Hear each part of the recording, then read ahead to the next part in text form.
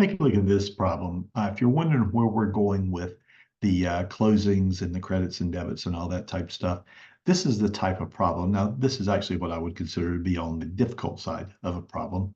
And notice that it starts telling you here how much you purchased a home for, how much your loan was. What we're going to do is we're going to take and we're going to set up a chart here. And we're just going to try to drop things in the correct columns.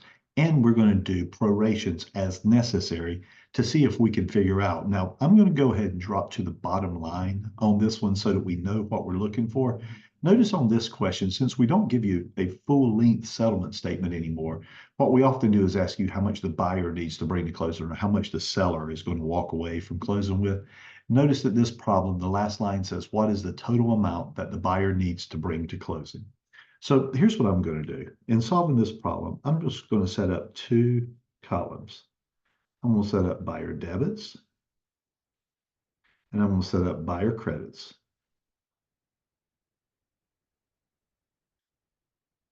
I'm actually going to leave some space over here on the side because we may occasionally have to perform a function. So I start looking through this problem again. A buyer purchased a home for $405,000 with a closing on April 25th. Okay, so here's what we know. The buyer's ultimate debit is $405, the sale price. Now, technically, that would also be a credit to the seller, but notice this problem didn't ask you for the seller. So I'm just going to put the sale price is 405. And, actually, the date of 425 is probably going to be important later. So I'm just going to set that over there by itself for right now. He paid for the property with an 80% LTV loan. I told you we were going to have to do some functions. So let's figure out how much his loan amount is. It's 405 times 80%. My calculator here to make sure we don't make any mistakes. 405,000 times 0.8. His loan amount is going to be $324,000. $324,000. Now, why is that important? Because the lender is going to send a great big credit of $324,000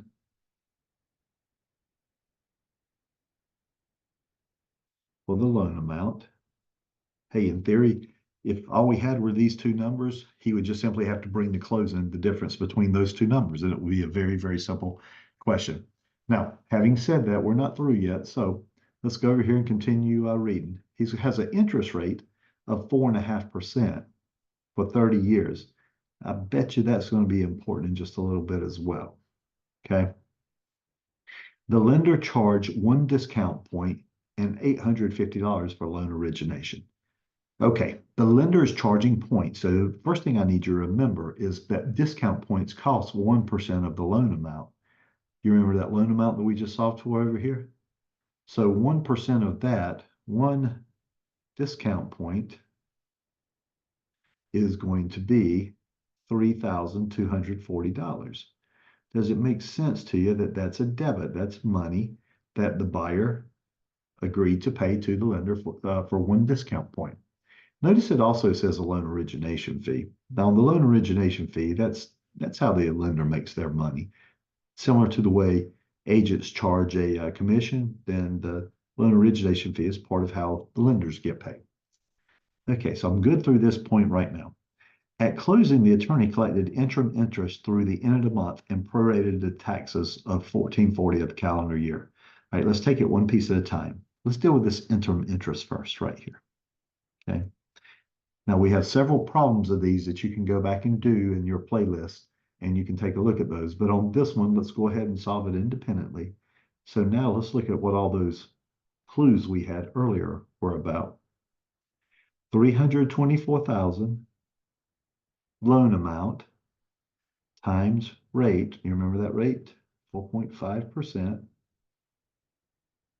And if you go back and look at your videos, you'll realize that basically what happened, loan amount times interest rate times rate divided by 360 would tell you how much daily interest there is.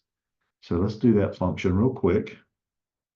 324, boom, boom, boom, times 0.045 equals 14,580, but that's important only because I'm going to divide it by 360.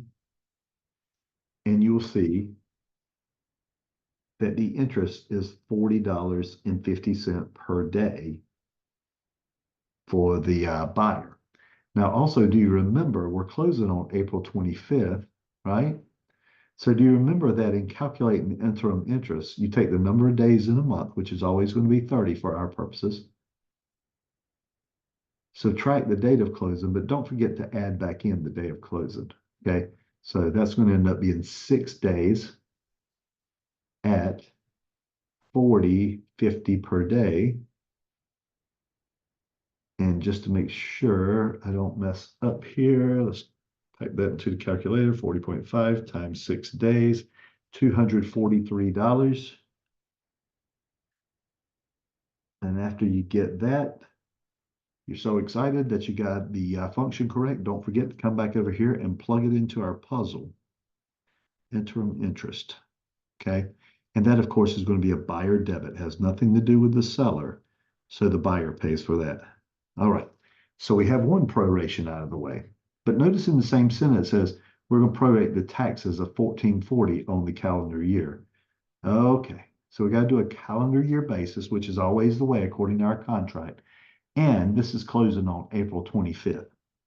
In my mind, here's what I know. That if it's closing on April 25th, the taxes for this year have not been paid. So what's going to happen on the taxes is the seller has lived in that property from January 1st all the way to 4/25,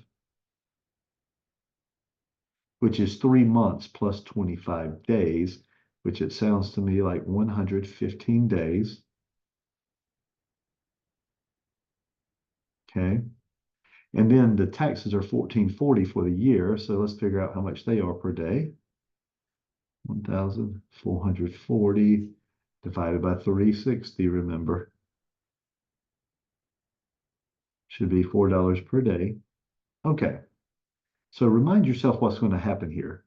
115 days times $4 per day is going to be 460. And in our previous exercises, we would say, well, it's early in the year and they haven't been paid yet. So we're going to debit the seller and we're going to credit the buyer. Now, remember, the seller's not in this exercise, though. So what we're going to do is we're just going to credit the buyer the $460. And look at that. We have a buyer credit column. So we can just drop it into place and we're going to label it taxes. Remember, if it's early in the year, the buyer's probably getting a credit for those taxes.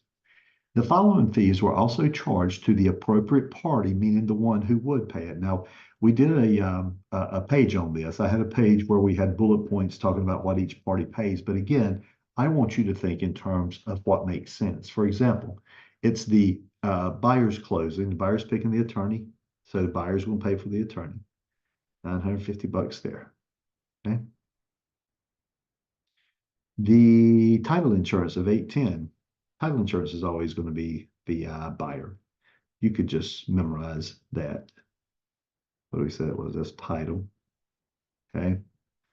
The deed preparation of $225. Well, that's just there to trick you because remember that would be the seller, and the seller's not in this particular problem. A quitclaim deed to cure a title defect, $125. Again, that's the seller, so we don't need it. The deed recording of 48. The recording.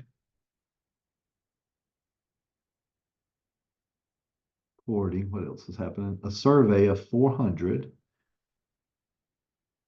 paid by the buyer unless we tell you otherwise. There's your survey. Let's move that up a little bit. Now, notice what happens next. A credit application of $60 and an appraisal fee, which were paid outside of closing, meaning they have no effect on the money changing hands today.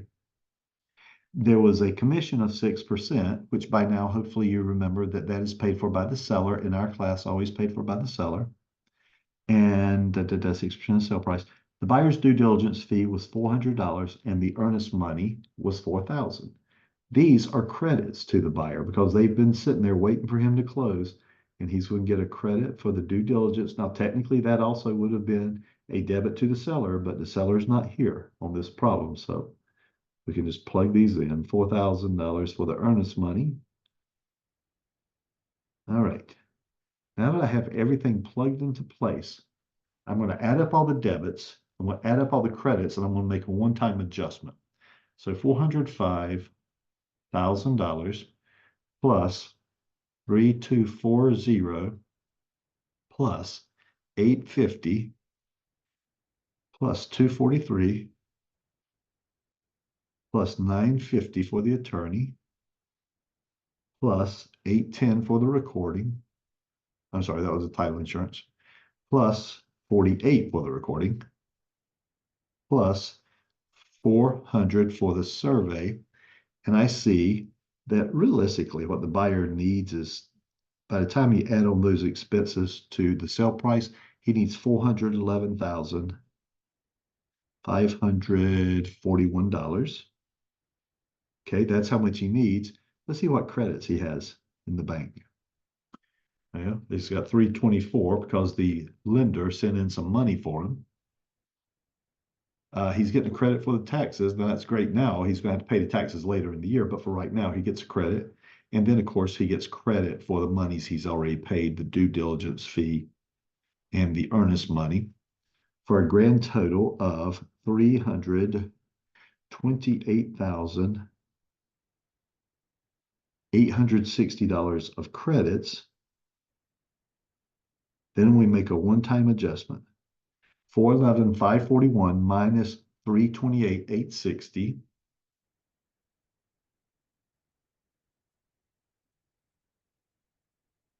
is $2,681. And you ask yourself, well, what is it that we found? Well, what we found is, what's the total that the buyer needs to bring to closing? The bank's sending in some money. He's put up some down payments and stuff like that. But at the closing table, he's going to be responsible for showing up with certified funds for $82,681 for this transaction to close. Now, this is a very, very complicated problem. Notice how organization, though, helps you through this problem.